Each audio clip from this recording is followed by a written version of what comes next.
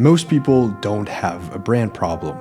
They have an identity problem. And the reason nobody talks about it that way is because identity feels too big, too personal, too uncomfortable to put on a content strategy deck. So instead, people do what's easier. They pick a niche, they study the algorithm, they reverse engineer what's already working for someone else and try to rebuild it with their name on it. And it works, sort of, for a while. But there's always this gap between what they're putting out and who they actually are, and the audience feels that gap even when they can't articulate it. But here's what I've learned after years inside some of the most recognizable personal brands in the world. The ones that cut through, the ones that make you stop scrolling, stop comparing, stop second guessing, they all started in the same place. Not with a logo, not with a niche, not with a content calendar. They started with a vision of who they were becoming as an individual, and everything else, the brand, the audience, the business, followed from that. There's a specific kind of stuck that nobody warns you about. It's not failure and it's not laziness. It's something quieter and more insidious than both of those things combined. It's the feeling of moving, posting, building, showing up, but not actually going anywhere that feels like you. You look at your content and it's competent. Your positioning makes sense on paper and you've got something to sell, and people, maybe they're even buying it. But when someone asks you who you are, really asks who you are, past that first elevator pitch, you start to hesitate. There's a version of an answer, maybe you've rehearsed it, maybe you've thought about it, maybe it's on your business card, but that version is optimized only for first impressions, for LinkedIn. But underneath that, you are caught in a drift, because somewhere between trying to grow and trying to fit in, you have slowly lost the plot. And here's what makes it worse, and this is what YouTube tricks us so often about. The drift is usually invisible from the outside. You're still producing, you're still growing, you're still making money, you're still hitting the metrics that are supposed to mean something. But internally, there is this low-level static that doesn't go away. This sense that you're playing a role that was written for another person, another influencer, another creator, another founder, and you've been in it for so long, you forgot you didn't write it. Maybe it started with copying someone or taking inspiration, and maybe that's the technically correct thing to do, but it had nothing to do with who you actually are, and the pivot made sense from a business perspective, but cost you your name. However it started, the result is the same. You are present everywhere, and you are yourself nowhere. The cruel irony of personal branding is that the longer you operate from that place, the harder it becomes to close the gap, the harder it becomes to become yourself. Because now you have an audience built around a version of you that isn't fully true. Now you have a revenue attached to positioning that doesn't quite fit. Now changing feels risky. And people don't follow profiles, they follow presence. We all know this is quite simple to understand. And you cannot fake presence when you haven't found yourself yet. The good news is this is a solvable problem, but the solution isn't tactical, and it never was and will never be that.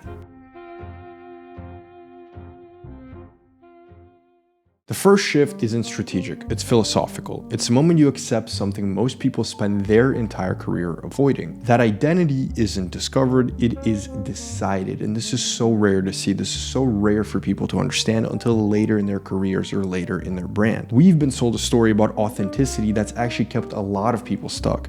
The idea that somewhere inside you there's a true self waiting to be uncovered, and that the work of personal branding is simply excavation. Dig deep enough and you'll find it. But that is not how it works. The people you admire most, the ones who walk into rooms and change the temperature, who have a quality you can feel before anything is said, they did not find themselves. They chose themselves deliberately, repeatedly, and over time. They made a decision about who they were going to be, and then they lived that decision with enough consistency and conviction that it became indistinguishable. It became second nature. Your character, the persona, it is not buried somewhere inside you waiting to be uncovered magically with a magic pill. It is waiting to be written. It is waiting to be drawn. It is waiting to be said. Now, this is where people often make a mistake. They hear identity is a choice and they think it means fabrication, performance, maybe inauthenticity. But I don't mean that at all. I mean that you have agency, you have control over yourself and what that persona is. Your history, your taste, and your instincts, your obsessions, maybe even, all of that is real. All of that should be you. The work isn't to make something up. It isn't to make just a plain character out of nowhere. It's just to honestly look at the raw material you already have and make intentional decisions about what to build with that material. Because left to itself, identity defaults to the path of least resistance. You become a composite of influences you never examined, habits you never chose, and roles that were assigned to you before you knew you could decline them. The search is the moment you opt out of that default. You stop asking, "Who am I?" a question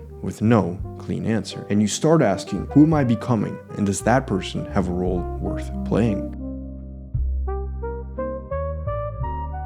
Now let's get into the strategy. Before you build anything, you need references, not to copy, to calibrate. Think about the way a director approaches a film before a single frame is shot. They don't start with the camera, they start with a world, a feeling, a palette, a set of references that define the emotional register of everything that follows. The greatest personal brands work the same way. Before there was a content strategy, there was a vision board that nobody else saw. And before there was an audience, there was a private obsession with a particular kind of person, a particular quality of life, a particular aesthetic that kept pulling at them. That's where we need to go with you. Not to your competitor's Instagram, not to a personal branding framework, not to a list of your skills and how to monetize them. To the things that genuinely and truthfully and honestly move you. Start with characters, the ones you're drawn to across films, history, business, sports, not the ones you're supposed to admire because they're successful or virtuous or strategically relevant. The ones you actually do, the ones you'd watch for hours without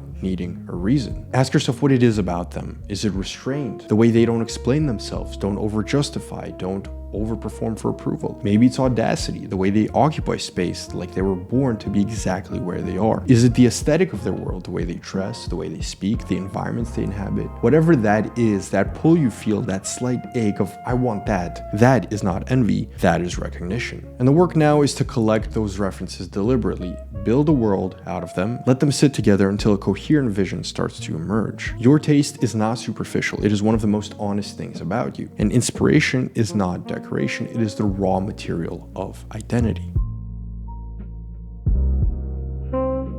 Now, this is where it gets real. You have your references, you have a sense of the character you're building toward, the vision is specific enough to work from. Now you have to start writing the script. And I don't mean content, I don't mean captions. I mean the actual decisions that compose a person. How you show up in a room, what you talk about, and what you never discuss. The aesthetic of your space, your wardrobe, your work, the clients you take and the ones you decline, the tone of every piece of communication that leaves your name on it, even the opinions you hold publicly and the ones you keep private. Every one of those decisions is a line of dialogue. It's your character. And most people have never thought about them as decisions at all. They've defaulted, they've reacted, they've let circumstance write the script because they never sat down to do it themselves. The creation phase is uncomfortable in a specific way because for the first time, you're making choices that don't have immediate external validation. You're building a character that the world has not seen yet, which means you can't check whether it's working by looking at your engagement rate, your revenue, or what people are saying in the comments. You are operating on a vision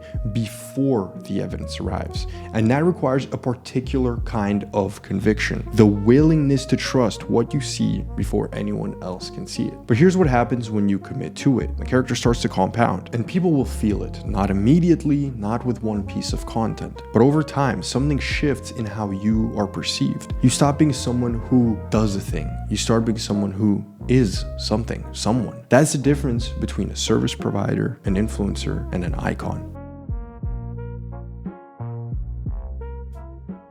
Now, building the character is one thing. Committing to it publicly is another. This is the step most people quietly skip, and it's the reason so many personal brands feel unfinished, even when the work underneath them is genuinely strong. They built something real in private and then diluted it the moment it met the world. Because public commitment is exposed in a way private vision isn't. When you decide who your character is and start living it openly through what you post, how you position yourself, the clients you pursue, the rooms you enter, you are making a claim about yourself that other people can evaluate, challenge, or reject. And that vulnerability makes people hedge. They soften the edges. They add disclaimers. They make the character slightly more palatable, slightly less specific, slightly more like what they think the audience will want. And in doing so, they stand off exactly the parts that would have made it magnetic. Here's what commitment actually looks like in practice. It means your content has a consistent point of view, not a consistent format, not a consistent posting schedule, but a consistent way of seeing. People should be able to read something you wrote without your name on it and know it was you. It means your positioning is specific enough to exclude people. The instinct is always to broaden, to go more, to go bigger, to soften the niche. The commitment is to resist that instinct. Specificity is not a limitation, it is the mechanism of attraction. It means the aesthetic of everything connected to your name, your website, your visuals, your communication, the environments you're photographed in